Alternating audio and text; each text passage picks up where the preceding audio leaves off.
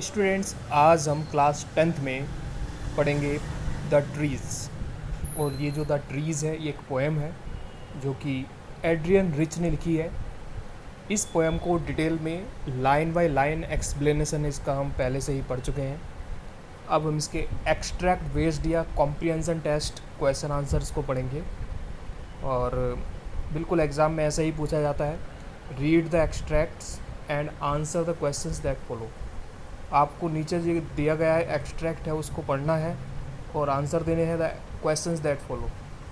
मतलब जो नीचे जो क्वेश्चंस दिए हुए हैं उनको आपको उत्तर देना है, उसका आंसर देना है। तो स्टार्ट करते हैं।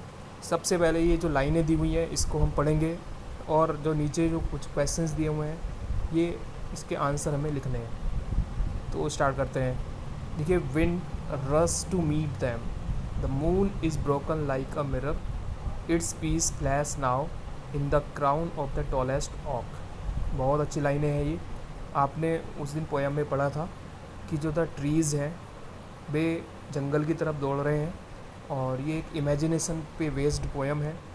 और क्योंकि पेड़ों को जंगल से हटा करके घर में लगा दिया गया है, इसका कहने का मतलब यह है कि उनको जंगल से ला करके जैसे हम जंगली जानवरों को बंद कर देते हैं, बिल्कुल वैसे ही कर दिया गया है। तो पेड़ विद्रोह कर रहे हैं, पेड़ रेवोल्यूशन कर रहे हैं, रश टू मीट दैम। और जो विंड है, हवाएं जो हैं, वे रश टू मीट दैम, वे पेड़ों से इतनी तेज़ चल रही हैं कि उनसे मिल रही है। The moon is broken like a mirror, और जो सबसे जो चंद्रमा है वो एक मिरर की तरह दिख रहा है, जैसे कि एक टूटा हुआ शीशा होता है और टूटे हुए शीशे पर जब धूप पड़ती है तो वो चमकता है। तो बिल्कुल वैसे ही चंद्रमा भी दिखता है।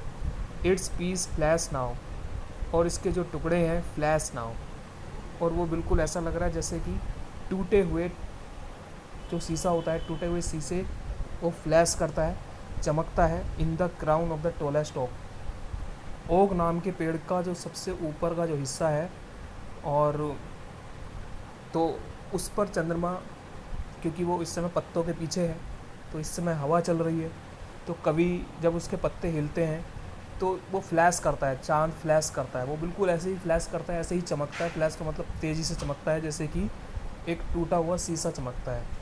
ठीक है, तो इसमें ये एक डिस्क्रिप्शन किया जा रहा है, वर्णन किया जा रहा है। पहले किसी पोएम की लाइनों को समझना है, पढ़ करके बिल्कुल ऐसे ही समझ लेना है। उसके बाद क्वेश्चंस पढ़ने हैं। पहला क्वेश्चन है, whom do the winds rush to meet। अब देखिए, whom मीन्स किससे, do the winds जो हवाएं हैं वे किससे मिलने के लिए रस कर रही हैं, किससे मिलने के लिए तेज़ी से दौड़ रही हैं, किससे मिलना चाहती हैं वे। तो the trees that are stumbling forward into the night, तो किससे मिलने की कोशिश कर रही हैं वे, पेड़ों से मिलने की कोशिश कर रही है ना। तो आंसर हो जाएगा हमारा नीचे, the trees that are stumbling toward forward into the night. ठीक है, तो उनसे हमें मिलने की कोशिश कर रही है। नेक्स्ट क्वेश्चन पढ़ेंगे, how does the moon look, how does the moon look, जो चंद्रमा है वो कैसा दिखता है। क्योंकि आपने अभी थोड़ी देर पहले पढ़ा था कि जो इस समय हवाएं चल रही हैं और हवा चलने के कारण जो पेड़ पौधों की पत्तियां हैं ये बहुत तेज़ी से हिल रही हैं। तो जो चंद्रमा है वो बिल्कुल वैसा ही दिख रहा है जैसे कि एक टूटा हुआ शीशे का टुकड़ा होता है। टूटे हुए शीशे के टुकड़े पर जब रोशनी पड़ती है तो वो कभी चमकता है, कभी नहीं चमकता, कभी बहुत तेज़ी से चमकता है, तो फ्लैश करता है वो बिल्कुल वैसे ही दिख रहा है। तो हमें यही बताना है, मून लुक, चंद्रमा कैसा दिख रहा है। देखिए, एक लाइन में भी आपको डिस्क्रिप्शन दिया जा रहा था, moon is broken like a mirror. तो इसी से हमें इसके आंसर को बनाना है, the moon looks like a broken mirror. तो हमें आंसर जो देना होता है वो बिल्कुल हमें क्वेश्चंस के हिसाब से सेट करना होता है।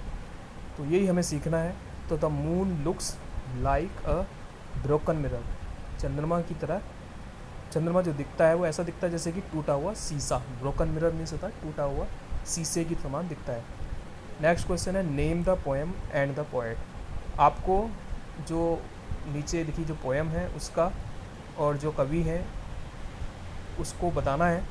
पोएम आपको बहुत अच्छे से आती है, पोएम इसमें है द ट्रीज़, और उसके जो पोएट हैं वे कौन है, एड्रियन रिच, जैसा कि ऊपर भी आप लिखा हुआ देख रहे हैं।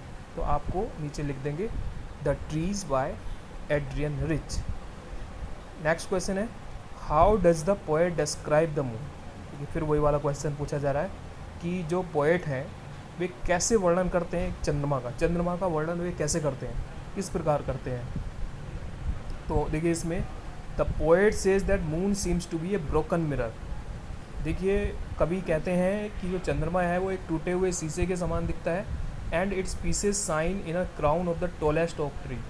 और इसके जो टुकड़े हैं वे चमकते हैं, साइन मीन्स चमकते हैं, इन द क्राउन, जैसे कि एक बहुत ऊंचा पेड़ हो, सबसे ऊंचा ओक का नाम का एक पेड़ हो और उसके मुकुट में चमक रहे हैं शीशे, जैसे किसी राजा का जो मुकुट होता है और राजा के मुकुट में जो शीशे लगते हुए हैं, शीशे को लगा दिया जाता है और जब वे किसी रोशनी के कांटेक्ट में आते हैं तो वे चमकते हैं। उसी तरह से ऐसा लग रहा है जैसे कि जो ओक नाम का जो सबसे बड़ा वृक्ष है, पेड़ है, उसका जो क्राउन है, उसका जो मुकुट है, उसकी तरह वो उसमें चमकने वाले शीशे की तरह चंद्रमा दिखता है। बहुत अच्छा इसमें सिमिली को यूज़ किया गया है, एक सिमिली, एक इसमें पोएटिक डिवाइस को यूज़ किया जा रहा है बहुत अच्छे से।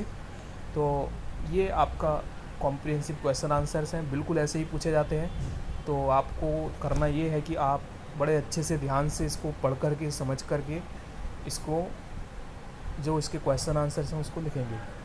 देखिए सबसे इम्पोर्टेंट जो ऑनलाइन टीचिंग का सबसे बड़ा बेनिफिट वो ये होता है कि आप किसी भी चीज़ को बार बार सुन कर के, समझ कर के आप लिख सकते हैं, याद कर सकते हैं। देखिए क्लास में क्या होता है, क्लास में बहुत सारे बच्चों को एक साथ पढ़ाया जाता है, जिससे कुछ बच्चों को समझ में आ जाता है, कुछ को नहीं आता है। तो उसमें जो एक बार पढ़ा दिया जाता है वो फिर दोबारा से उसको नहीं पढ़ाया जाता है, इतना टाइम भी नहीं होता किसी के पास में। लेकिन जब किसी वीडियो के माध्यम से आपको पढ़ाया जाता है तो उसमें आपके पास टाइम ही टाइम है, आप चाहे तो किसी वीडियो को 4 बार 5 बार कितनी बार भी देख सकते हैं और उसको समझ सकते हैं। तो ये इसका बेनिफिट है। तो इसलिए ऑनलाइन टीचिंग बहुत अच्छा है और आप इसको बहुत अच्छे से यूज़ करिए, टाइम का सदुपयोग करिए और फिर अच्छे से जो पढ़ाया जा रहा है उसको अच्छे से ध्यान से समझ करके अपनी अपनी कॉपी में लिखेंगे। Thank you.